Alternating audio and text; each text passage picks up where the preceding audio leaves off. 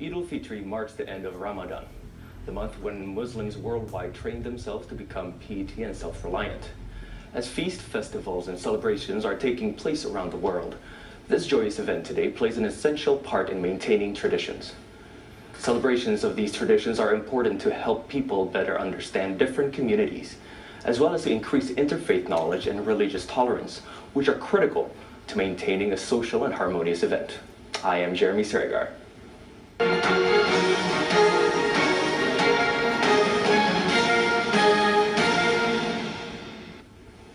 Joining with us today in our special Idul Fitri episode are Moekti P. Soejachmoen, Mandiri Institute head, and her husband, Prasetya M. Brata, a life coach with Provokasi community. Welcome to Indonesia Highlights. Thank you for joining us today. Thank you for having us.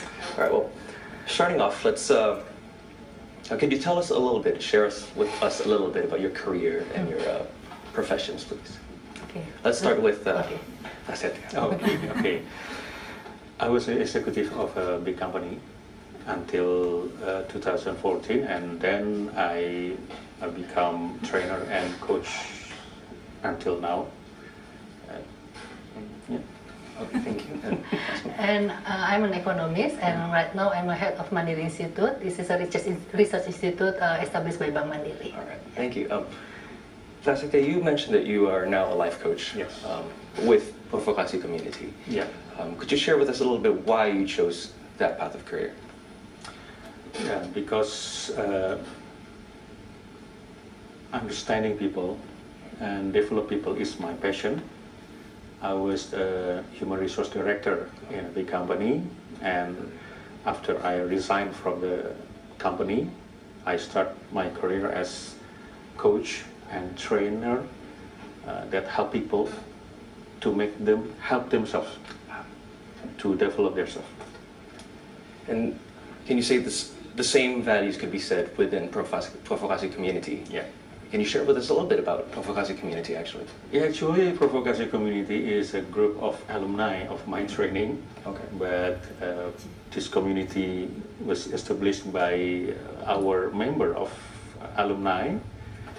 We share together, we learn together, we make the project together. Like last year, we made a theater, Gatot Kaca Stress. And Moekti, I understand that you are also an active member with the Provokasi community? Yes, yeah. Actually, I'm the first alumni. Oh, wow. Because Okay. my life as a wife of his wife, then I'm the first alumni. And in the Provokasi communitas, we Praset that we share knowledge and we also collaborate because our motto is we grow together. Okay. So it's not really a competition among us, but more collaboration. Collaboration. You said that you share knowledge. What kind of knowledge, what kind of sharing do you do within Provokasi community?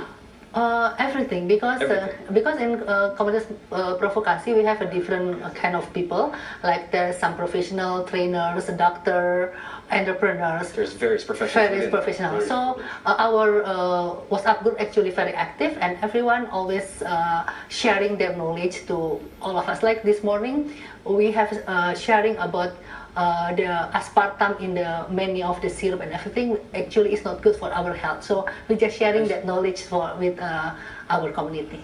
Okay. Well, let's get into Idul Fitri, the holiday, the celebration itself.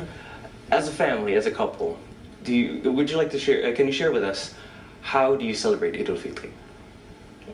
So usually a day before the Idul Fitri, it's my turn to prepare all the meals and everything, and he is responsible to cleaning up the house. Because usually we don't have a helper during this Lebaran, so I'm in charge on this preparing meals because we have these traditional meals that we have to have every Lebaran, like ketupat, opor ayam, sambal goreng krecek, that we have to have it every Lebaran. So I think since we get married, I try to make it myself, and then prepare it a day before Lebaran, and usually after we have a salat, the prayer, prayer, then we have a breakfast. together. You mentioned a little bit about food. You had ketupat, you had some sambals, and do you prepare it in any special way? Do you have any special preparation for it, or traditional way? Actually, it's the recipe from his mother and also my mother. Okay. So we have this family tradition that have to, especially for opor ayam, he has a very unique request that should be this what is called the meal, the big chicken. Which should be cooked like a long time to get tender, and also the soup, the coconut milk have to be very thick, so very thick and sweet, because this is what he likes very much. And sweet. Moekti said that some of the recipes, there's a combination between from her side of the family and your side of the family. Do you know how to cook some of these food? Not at all. So you know the recipe, but not necessarily how to cook it. Yeah. So actually, I asked his mom to teach me. I watch like when she prepared all the meat. I just watch and then try to cook myself. And then if it's not, and he's a very good, he's a very sharp critic. So if like it's not tester, so it's not taste like my mom. So you have to put more salt, more. Not have to, but need to. Yeah. But need to. It's essential. All right. Oh, let's move on for a little bit. We talked a little bit about Provokasi community. Are there any special activities within Provokasi community to celebrate Idul Fitri? But during the fasting month, we have this one event, like gathering event, when we have breakfasting together and continue until sahur or pre-dawn meal. So people breakfast at 4 o'clock in the morning. Yeah, so people usually it's held in our house. So our house is like the house of Komunitas Provokasi. So you host the community. Yes, yeah. So it's just like our home lah for the Komunitas Provokasi. So they come for breakfast, but it's not just a gathering, but in that gathering we also share knowledge. Yeah. So you still continue the ideals, values of Provokasi community. So we start like 4 p.m. We start with this sharing knowledge, and then we have we break the fasting, and then pray, and then continue eating. And if people wants to stay until the pre-dawn meal, it's okay. This year we have maybe around 15 people stay for the pre-dawn meal. So. All right. Do you bring your families there as well? Yes. You do? Yeah. Very well. Well, we're going to go into break. Yes. We will return with more inspiring ideas about Idul Fitri right after the break. During President Joko Widodo's visits in the past months, him and his cabinet has always taken the chance to urge citizens to uphold peace, harmony, and ultimately unity and diversity. Here he is in one of his speeches, joined by Indonesian Ulama Council Chairman Ma'ruf Amin and Indonesian military commander General Gatot Nurmantio. Untuk membangun demokrasi yang sehat dan mendukung penegakan hukum. Saya perlu tegaskan di sini bahwa kebebasan berpendapat, berserikat, dan berkumpul itu dijamin oleh konstitusi kita. Tetapi saya juga perlu tegaskan bahwa kebebasan tersebut harus sesuai dengan koridor hukum. Harus sesuai dengan Pancasila dan Undang-Undang Dasar 1945 dan harus berada dalam bingkai Negara Kesatuan Republik Indonesia (NKRI) dan Bhinneka Tunggal Ika. Jikalaupun dalam beberapa waktu terakhir ini ada gesekan antar kelompok di masyarakat, mulai saat ini saya minta hal-hal tersebut, gesekan tersebut untuk segera dihentikan. Jangan saling menghujat, karena kita ini adalah saudara. Jangan saling menjelekkan, karena kita ini adalah saudara. Jangan saling menfitnah, karena kita ini adalah bersaudara. Jangan saling menolak, karena kita ini adalah saudara. Jangan kita saling mendemo, habis energi kita untuk hal-hal yang tidak produktif itu. Kita adalah saudara, saudara sebangsa dan setanah air. In that respect, with that in mind, how effective do you think the President's approach and efforts are to encourage citizens to uphold unity and diversity? Let's start with Mas Pras. Okay. Being Indonesian, born in Indonesia, is not my choice. It's not our choice. It's a God decision. It's a destiny. Certainly there's a purpose or mission of life. Why we born in Indonesia? Indonesia contains of very Diverse.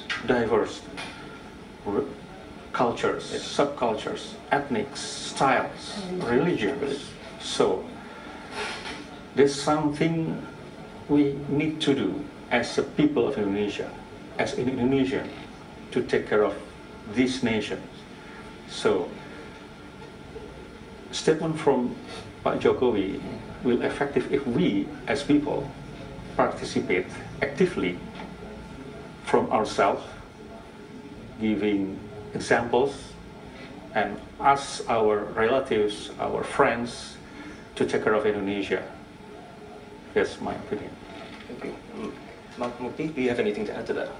Yeah, I think we can start it from ourselves. Okay. That we start more tolerance, because some of us somehow lately becomes more intolerant to each other, because not only with people from different religion or different culture, but even from the people with people from our own religion, sometimes we become intolerant. So I think we should start from ourselves, that especially as a Muslim, because Muslim is a religion with a very peaceful, and also it's a blessing for the universe. That's what Islam is. So we as a Muslim, we can show to others that this is the true Muslim, that is we are peaceful and we are actually the blessing to others, not as some of the now Islam, some of us sees Islam as a very radical or very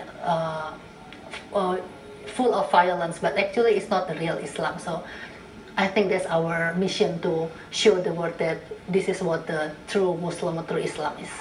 Okay, now it's time for us to prove the result of the fasting. The essence of the fasting is to lead ourselves. It's an exercise of self-leadership. We lead our thinking, our belief, our feelings, our speaking and behaving.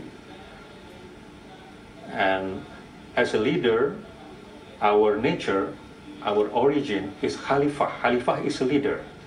So Idul Fitri, back to origin, back to nature, means that we back to our nature as a leader.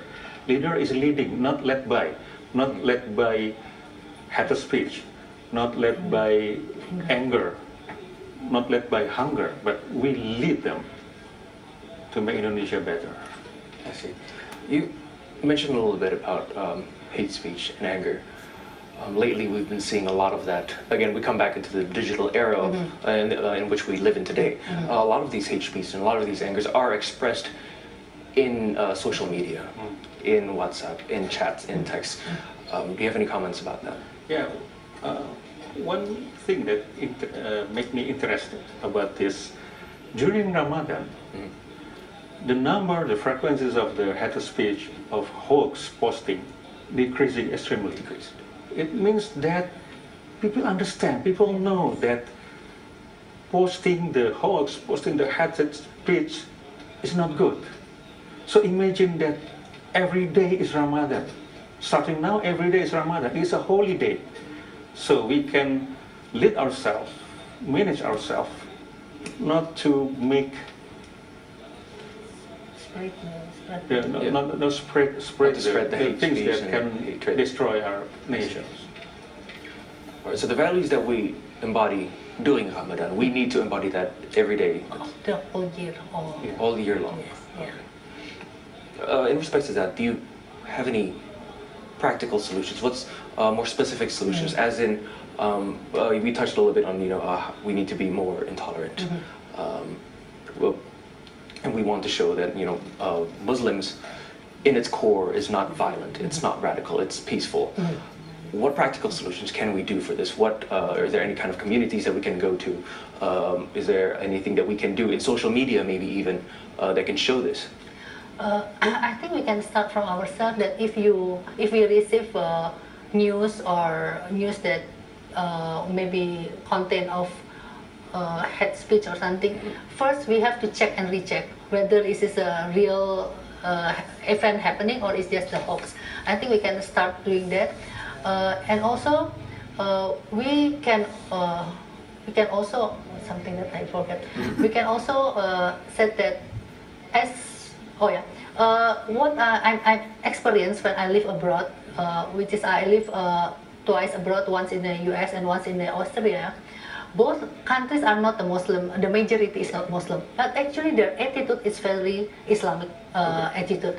First, like they always say greetings. If you get up, come onto the bus, they said good morning, and it's not. They really say it with their emotion. It's morning, genuine. But here, just you can notice that even when you going to the mall, there is people that or the security officer there. You can really look that.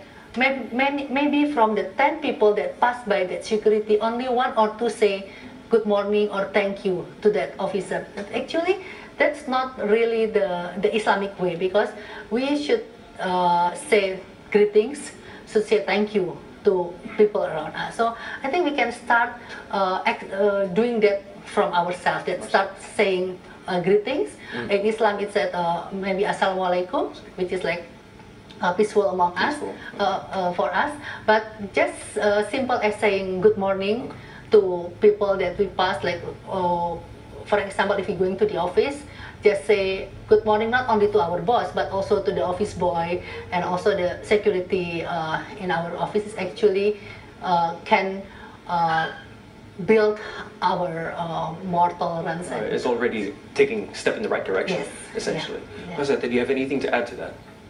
Yeah, in Provokasi community, Yes. It proved that with people with different religion, different political views, can live together, can interact together, can learn together. And because we spread our values, responsibility, openness, collaboration, and we practice in our group, and we prove to society. So we can start from ourselves, from our community, from our family, with the easy one, and we spread to the people. Spread to them. All right. Well, do you have any messages, maybe, that you would like to convey to Muslims celebrating Idul Fitri right now? My message may be that although this is a like celebration, but please don't overdo it, because sometimes people just because we already fasting for 1 month, and then this is after the fasting, and then in these 2 days we just eat too much and we just spend too much money actually for things that we don't need, because there's many people out there that still need food that maybe we wasted. So I think we have to. So that's actually the essence of the fasting month. We contain ourselves, so we don't want to waste this 1 month of fasting just to have 1-2 days celebration that we overdo it. Okay.